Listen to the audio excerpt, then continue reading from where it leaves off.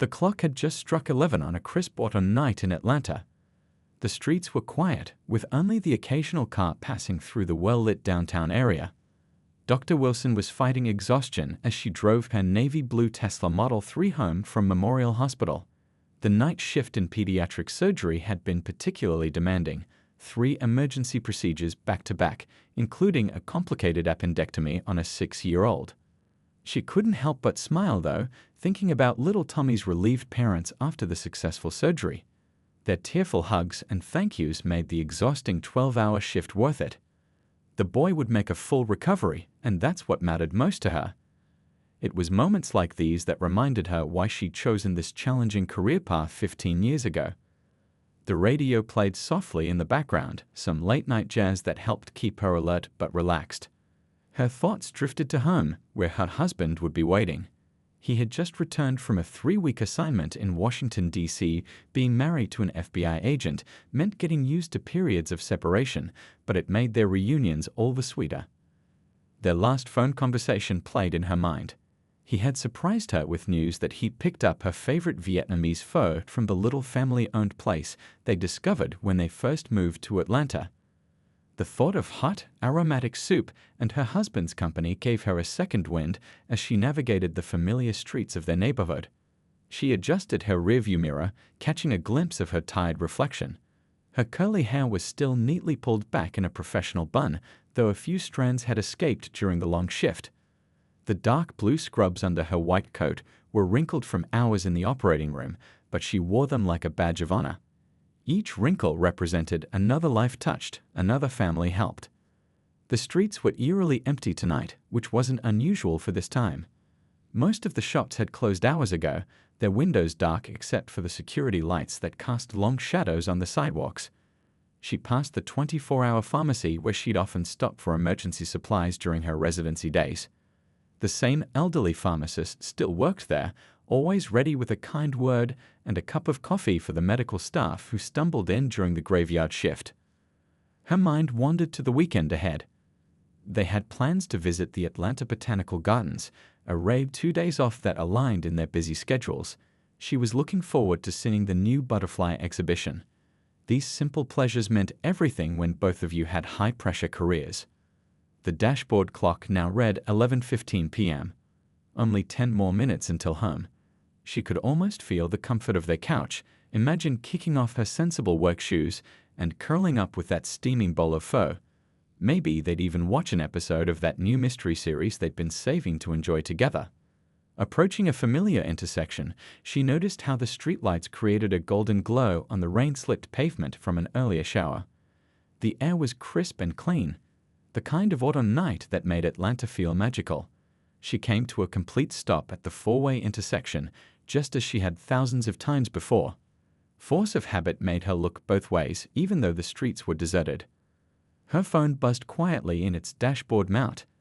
A text from her husband.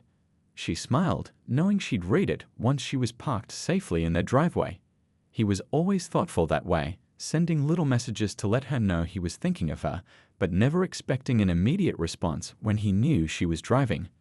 The neighborhood had changed so much in the 5 years they'd lived here.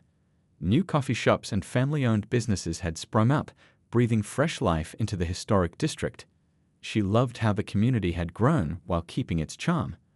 Their decision to buy a house here instead of in the suburbs had proven perfect for their lifestyle. Just as she was about to turn onto her street, red and blue lights suddenly flashed in her rearview mirror. She felt her heart skip a beat, not out of guilt, but surprise. She knew she'd been driving carefully, following every traffic rule with the precision that came naturally to a surgeon. Still, she remained calm, drawing on years of handling high-pressure situations. The night was about to take an unexpected turn, one that would test her composure in ways her medical training never prepared her for. But for now, she was simply a tired doctor, pulling over to the side of the road, wondering what could have prompted this late-night stop. She turned down the radio completely, already reaching for her license and registration in the glove compartment. The routine movements felt almost mechanical, a practice every driver knows but hopes to rarely use. Through her side mirror, she could see the police officer approaching, his flashlight beam bouncing with each step. Little did she know that this routine traffic stop would become anything but routine, setting in motion a chain of events that would not only change her life but impact an entire community. The peaceful autumn night was about to become a testament to the ongoing struggles and triumphs in a society still grappling with its deepest-rooted issues. The police cruiser's harsh lights filled her rearview mirror, casting an alternating red and blue glow across her dashboard. She took a deep breath, keeping her hands visible on the steering wheel at 10 and 2, just as her husband had always advised. The weight of exhaustion from her hospital shift suddenly felt heavier as she waited for the officer to approach. Through her side mirror, she watched the officer's deliberate movements. His flashlight beam swept across her license plate, then along the sides of her car. Something about his approach seemed different from the routine traffic stops she'd experienced before. There was intention in his movements that made her instinctively straighten her posture. Officer Wright, as she would later read from his nameplate, tapped on her window with his flashlight. She pressed the button to lower it, maintaining her professional composure. The cool night air rushed in, carrying with it the scent of rain-soaked asphalt. "License and registration," he demanded, skipping any greeting. His tone was sharp, unnecessarily aggressive for a simple traffic stop. She noticed his hand resting near his weapon, though she'd given no reason for such caution. "Of course, officer," she replied calmly, her voice steady despite her growing unease. "May I reach for my documents in the glove compartment?" He nodded curtly, the flashlight beam uncomfortably fixed on her face. She moved slowly, retrieving her license and the car's registration with deliberate movements. Her hospital ID badge was visible on her white coat, but the officer seemed to ignore this detail completely. "Do you know why I pulled you over?" His question came with an edge of condescension that made her stomach tighten. "No, sir, I don't. I was being careful to follow all traffic laws."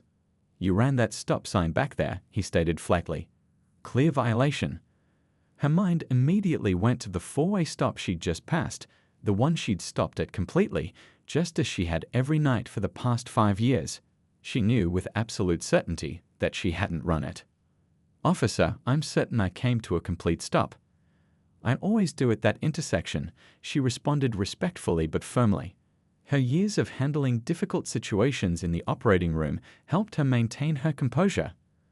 The officer's demeanor shifted noticeably at her polite challenge. His jaw tightened, and he shined the flashlight directly into her eyes, forcing her to squint. "Are you calling me a liar, ma'am?" The question hung in the air, loaded with implied threat. She could feel her heart rate increasing, but her voice remained steady. "Not at all, officer. I'm simply stating what I know to be true. I stopped completely at that intersection." "Step out of the vehicle," he ordered abruptly, his hand now fully resting on his weapon. She felt a chill that had nothing to do with the automare. "May I ask why that's necessary, officer?" "I've provided my license and registration." "I said, step out of the vehicle." His voice rose sharply, echoing off the empty buildings around them. "When an officer gives you an order, you comply." Her medical training kicked in. Stay calm in crisis situations, assess the environment, think clearly. She noticed there were no other cars passing by on this usually busy street. The businesses were all closed, their security cameras too far to capture this interaction clearly. With slow, measured movements, she unbuckled her seatbelt. Her hand brushed against her phone in its mount, and she made a quick decision. While appearing to adjust her coat, she pressed the emergency button she and her husband had set up, 3 quick taps that would silently alert both emergency services and him to her location. "I'm complying, officer," she said clearly, knowing her dash cam was recording everything. "I'm opening my door now, and I'm going to step out slowly." The situation was escalating beyond what any reasonable traffic stop should involve. She could see it in his aggressive stance, hear it in his hostile tone. Her mind raced through protocols and procedures she knew from her husband's work. This officer was violating several of them already. As she carefully stepped out of her car, her hospital ID badge caught the streetlight, glinting against her white coat. She was no longer just a tired doctor heading home.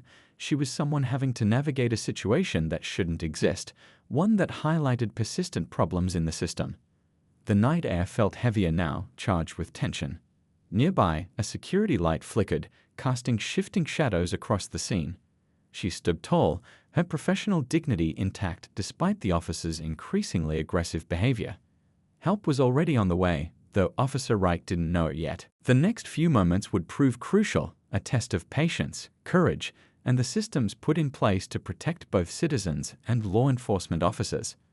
What started as a fabricated traffic violation was about to become something much more significant, something that would ripple through their community and beyond. Standing in the cool night air, she felt unusually exposed on the empty street. The Tesla's engine hummed quietly behind her, its dashcam silently recording every moment. Officer Wright circled her like a predator, his flashlight beam sweeping across her professional attire in a way that made her increasingly uncomfortable.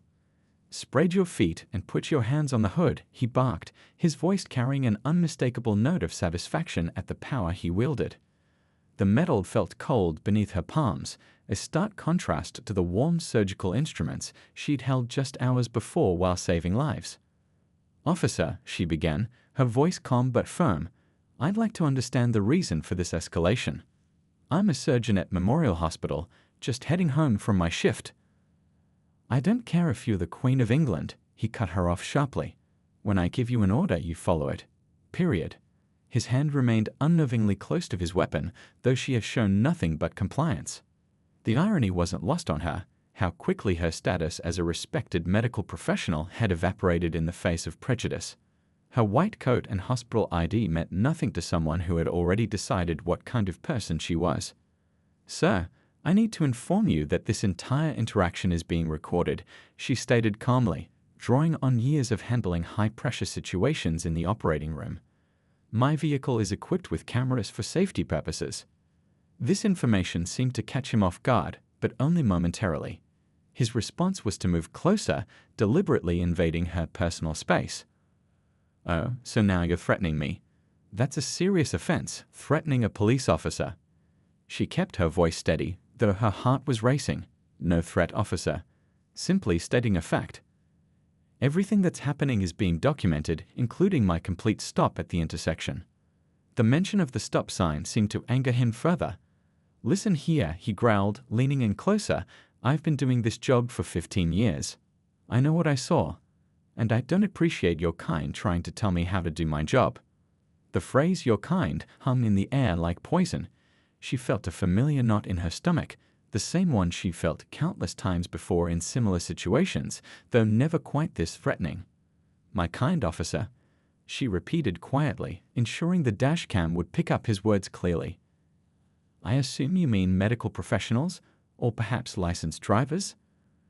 Her calm response, laden with pointed awareness of his prejudice, only seemed to fuel his anger. She could see a vein pulsing in his temple as he struggled to maintain his artificial authority. "Don't get smart with me," he snapped, pulling out his ticket book with exaggerated force. "I can make this a lot worse for you. Resisting arrest, interfering with a police officer, disorderly conduct. Take your pick." She remained silent for a moment, calculating her next words carefully. In the distance, she heard the faint sound of approaching sirens. Help was on the way. She just needed to keep the situation from escalating for a few more minutes. "Officer Wright," she said, reading his nameplate deliberately. "I want to be clear that I'm not resisting anything. I'm simply exercising my right to question an unlawful detention. As a citizen, I have that right." His reaction was immediate and predictable. "Oh, so you're a lawyer now too." He moved even closer, his breath visible in the cool night air. "Let me tell you something about rights. Right now, my right is to ensure public safety, and you're acting mighty suspicious." The absurdity of his statement, a tired doctor in surgical scrubs being labeled suspicious, would have been almost amusing if the situation weren't so dangerous. She could feel the tension building like the moments before a thunderstorm. Through the Tesla's windows, she could see her phone still mounted on the dashboard, its emergency signal steadily pulsing. She knew help was coming, but each second felt like an eternity. The street remained eerily empty, the buildings around them silent witnesses to this abuse of power. Officer Wright began writing furiously in his ticket book, muttering under his breath. She caught phrases like attitude problem and teaching a lesson, each word dripping with barely concealed hostility. She stood her ground, maintaining her dignity despite the humiliation of being forced to lean against her own car. Her mind went to her husband, knowing he would be proud of how she was handling the situation, staying calm, documenting everything, and most importantly, staying safe. The sirens were getting closer now, though Officer Wright seemed too focused on his power trip to notice. He was about to learn a valuable lesson about assumptions and accountability, but for now, she needed to maintain her composure for just a few minutes longer. The night air carried the sound of multiple vehicles approaching, and she could see the flash of additional lights in the distance. The cavalry was coming, and Officer Wright's reign of intimidation was about to come to an abrupt and enlightening end. The emergency alert she had triggered was already setting powerful forces in motion, though Officer Wright remained oblivious to this fact. Inside her phone, the GPS coordinates were being transmitted to multiple destinations: the local 911 dispatch center, the FBI field office, and directly to her husband's secure device. In the FBI's Atlanta field office, the night shift operators immediately recognized the address associated with the alert. The system displayed not just her location, but her identity as the spouse of a senior agent. Within seconds, multiple screens lit up with real-time data: her car's location, the patrol car's identification number, and the name of the officer who had called in the stop. Meanwhile, her husband was already in motion. He had been reviewing case files at home when the alert flashed across his phone screen. Years of FBI training kicked in instantly. No panic, just swift, decisive action. He grabbed his credentials, weapon, and badge, already dialing his team as he headed for his car. Back at the traffic stop, Officer Wright was still writing his fabricated tickets, unaware that his actions had triggered a response that would soon change the entire dynamic of the situation. The doctor maintained her composed stance against the car, her medical training helping her regulate her breathing and stay calm despite the hostile environment. "You know," Officer Wright drawled, clearly enjoying what he thought was his moment of power, "I could just take you in for a full search. Something about your attitude makes me think you might be hiding something." His threat hung in the air, heavy with inappropriate implications. She chose her next words carefully, aware that every second of this interaction was being recorded. "Officer, I want to be clear that I do not consent to any searches. I have done nothing wrong, and you have no probable cause." His face darkened at her knowledge of her rights. "Listen here," he began, but was cut off by the sudden crackle of his radio.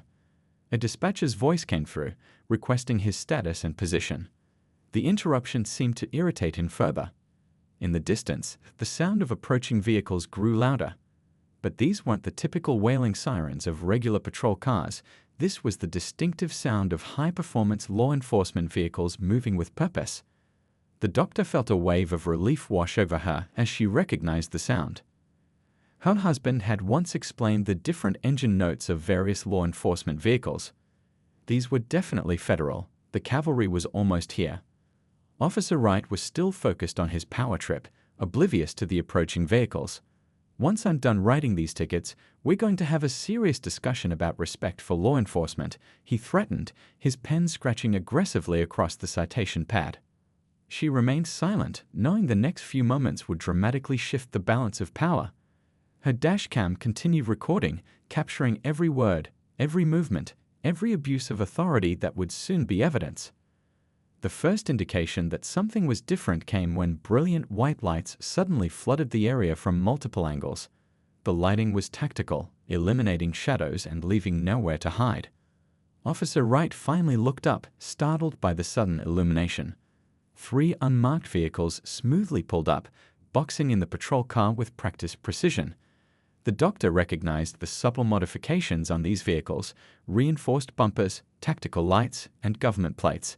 This was a federal response team. Officer Wright's hand instinctively moved toward his weapon, but a commanding voice rang out, "Federal agents. Stand down and step away from the civilian." The voice carried the unmistakable authority of someone used to being obeyed. The look on Officer Wright's face transformed from arrogant authority to confusion, then to dawning realization as federal agents emerged from their vehicles. Each movement was coordinated, professional, and spoke of extensive training. Her husband was the last to step out, his FBI credentials clearly visible. He approached with measured steps, his demeanor completely professional despite the personal nature of the situation. Years of training allowed him to compartmentalize his emotions, handling this like any other case of law enforcement misconduct. The other agents had already moved to secure the scene, their actions swift and precise. One was already reviewing the dashcam footage, while another spoke quietly into a radio, presumably updating the FBI field office. The night air, which had been thick with tension, now crackled with a different kind of energy. Officer Wright's face had lost all color as he realized the magnitude of his mistake. His hand, which had been so quick to rest on his weapon earlier, now hung limply at his side. The doctor straightened up from her position against the car, maintaining her professional composure even as relief flooded through her. She watched as the situation transformed from a display of local police intimidation into a federal investigation of civil rights violations. The tables had turned dramatically, but this wasn't just about one traffic stop or one officer. This moment would become a catalyst for change, a documented example of the systemic issues that needed addressing. The night was far from over, but now justice had arrived on scene. The entire scene had transformed in a matter of moments. The FBI agents moved with quiet efficiency, their actions precise and purposeful. The harsh police cruiser lights were now supplemented by the tactical illumination from the federal vehicles, turning the dark street into a brilliantly lit stage. The doctor's husband approached Officer Wright with measured steps, his FBI credentials held at chest level. Special Agent in Charge, Atlanta Field Office, he stated calmly, his voice carrying both authority and control. "I need you to step away from my wife and hand your citation book to Agent Chen."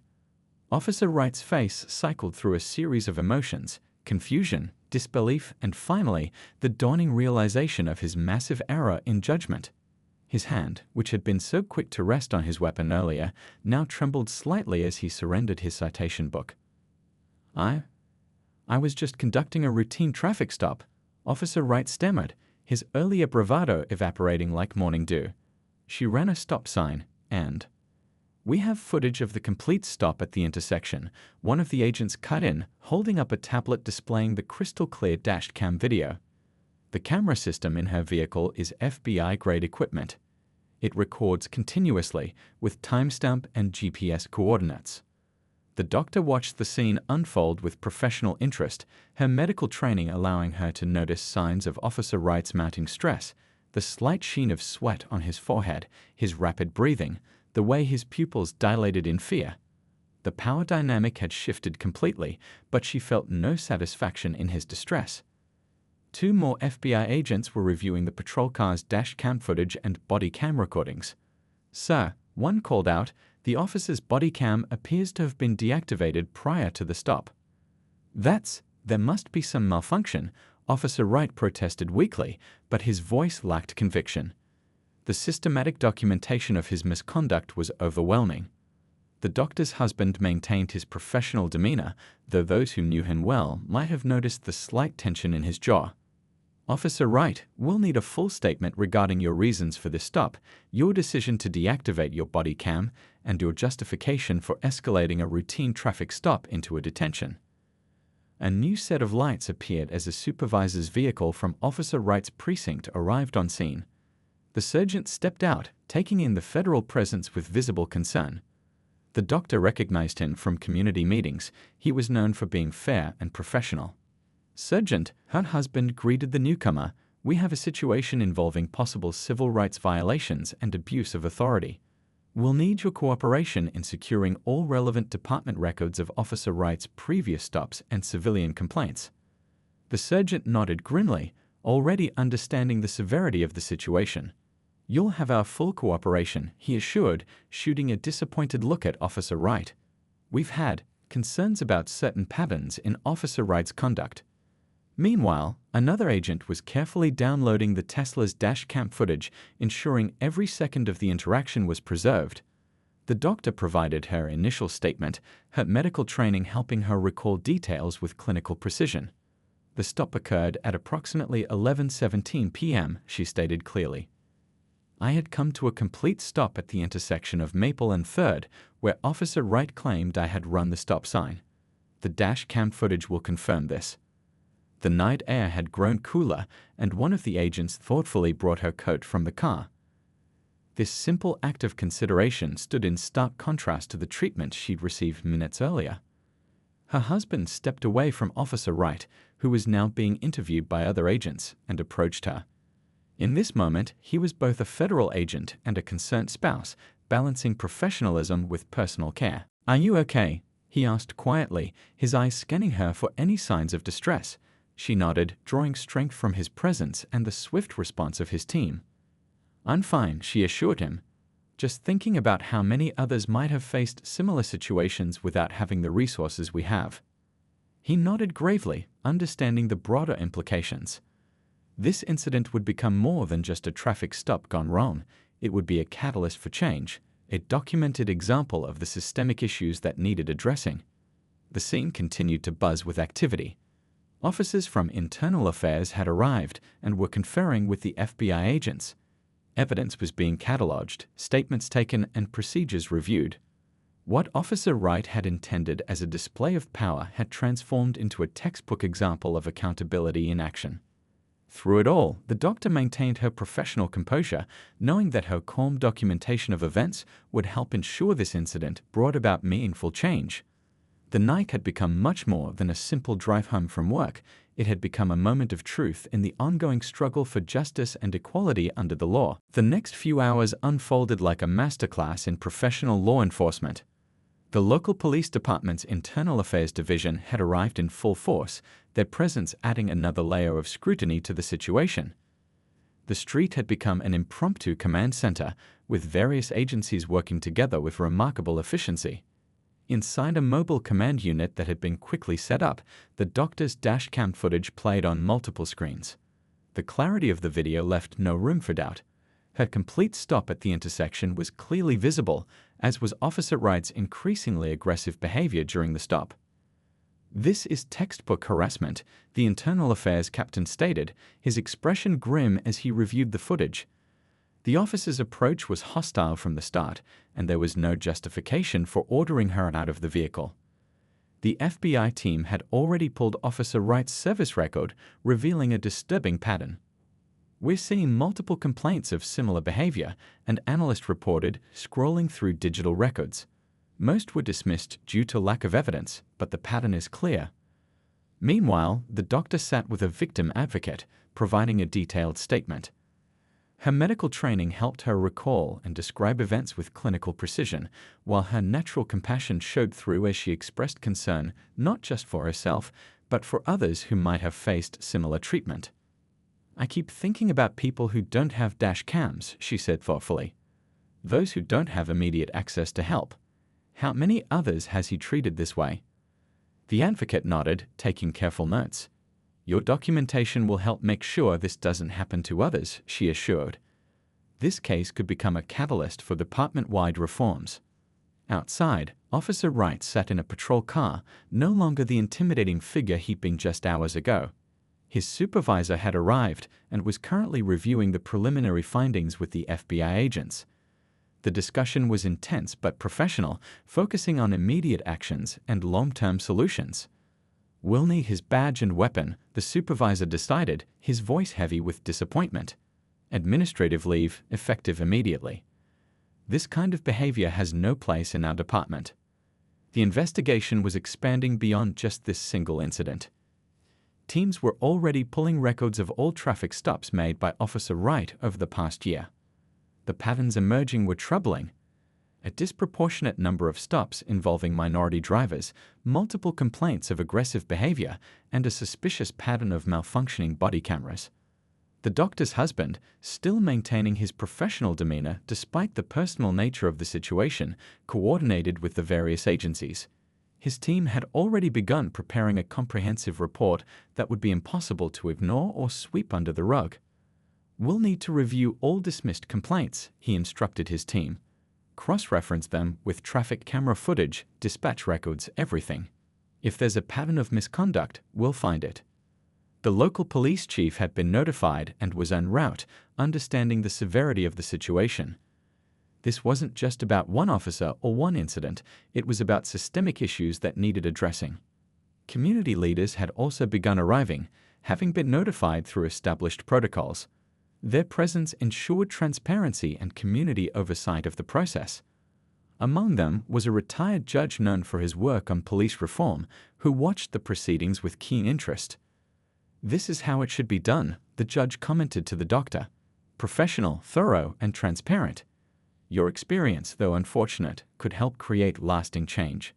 The doctor's calm strength throughout the ordeal impressed everyone involved.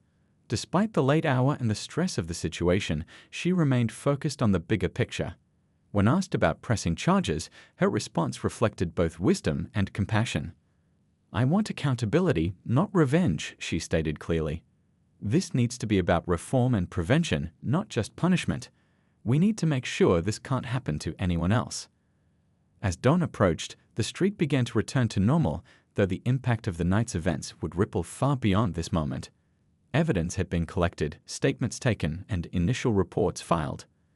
But this was just the beginning of a process that would lead to significant changes in department policy and police training. The investigation was expanding to include a review of the department's complaint investigation procedures, body camera policies, and traffic stop protocols. What had started as one officer's abuse of power was becoming a comprehensive examination of systemic issues. Through it all, the focus remained on professional accountability rather than personal vengeance. This approach, championed by both the doctor and her husband, would prove crucial in creating lasting, meaningful change rather than just temporary solutions. 3 months after that fateful night, the impact of the incident continued to ripple through the community. The doctor sat in a brightly lit conference room at police headquarters, surrounded by community leaders, law enforcement officials, and civil rights advocates. She was presenting the final draft of a new police oversight program that had grown from her experience. "The dashboard camera footage from that night has become a teaching tool," she explained to the assembled group. "It shows exactly how a routine traffic stop should not be handled, but more importantly, it demonstrates how proper accountability systems can create positive change." The investigation into Officer Wright had revealed a disturbing pattern of similar incidents. 27 previous complaints had been filed against him, many following the same pattern of escalation and intimidation. Most had been dismissed due to lack of evidence, until now. The evidence was overwhelming. The police chief addressed the room. "Not just from this incident, but from the pattern it helped us uncover. Officer Wright's termination was just the beginning of our reforms." The changes had been swift and substantial. Every patrol car in the department was now equipped with high-quality dash cams. Body cameras could no longer be manually deactivated during stops. A civilian oversight board had been established, with real power to investigate complaints and recommend action. The doctor's husband, drawing on his FBI experience, had helped design new training programs for the department. "It's about changing the culture," he explained. "Creating a system where good officers can thrive and misconduct can't hide in the shadows." In the 3 months since the incident, traffic stop complaints had dropped by 40%. The new oversight systems had identified several other officers with concerning patterns of behavior, leading to additional investigations and reforms. The doctor had become an unexpected catalyst for change, though she remained focused on her medical career. She occasionally spoke at police academy training sessions, sharing her experience to help future officers understand the impact of their actions. "I'm not here to criticize law enforcement," she would tell the cadets. "I'm here to help you understand the power you'll hold and the responsibility that comes with it.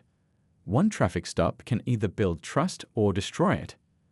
The FBI had expanded its investigation to other departments in the region, looking for similar patterns. The results have led to a broader discussion about systemic issues in law enforcement and the need for consistent accountability measures. Community trust was slowly being rebuilt. The police department had implemented regular town hall meetings where citizens could voice concerns directly to department leadership. These sessions were well attended and had already led to several positive changes in department policy. The doctor's dashcam footage had become part of a national training program used to demonstrate both the wrong way to conduct a traffic stop and the right way to handle misconduct when it occurs. The swift, professional response of the FBI team and internal affairs had set a new standard for accountability. Local news stations had covered the story, focusing not on scandal but on positive change. This could have been just another incident that divided our community, one reporter noted. Instead, it became a model for how to address and correct systemic problems. The Civilian Oversight Board, initially met with skepticism from some officers, had proven its worth. By focusing on fairness and transparency, it had gained the respect of both the community and law enforcement. Several other cities had begun implementing similar programs based on their success. Officer Wright's case had moved through the justice system, resulting in not just his termination but criminal charges for civil rights violations. More importantly, his case had led to the review of hundreds of previous traffic stops, bringing justice to others who had faced similar treatment. The doctor and her husband had worked to ensure that the reforms went beyond just their local department. They had helped develop a template for police oversight that was being adopted by other cities across the country. Change happens one step at a time, the doctor told a group of community activists. It starts with holding one person accountable, then building systems to ensure that accountability becomes the norm, not the exception. As she finished her presentation at police headquarters, the doctor looked around the room at the diverse group of people working together for positive change. The incident that could have left her bitter had instead motivated her to help create meaningful reform. "We're not done," she concluded. "This is just the beginning. Every traffic stop, every interaction between police and citizens is an opportunity to either build trust or break it. We're choosing to build trust, one interaction at a time." The room erupted in applause, but more importantly, heads nodded in agreement. Real change was happening, not through confrontation, but through collaboration. The night that could have ended in tragedy had instead become a catalyst for transformation, proving that justice served properly could heal rather than divide.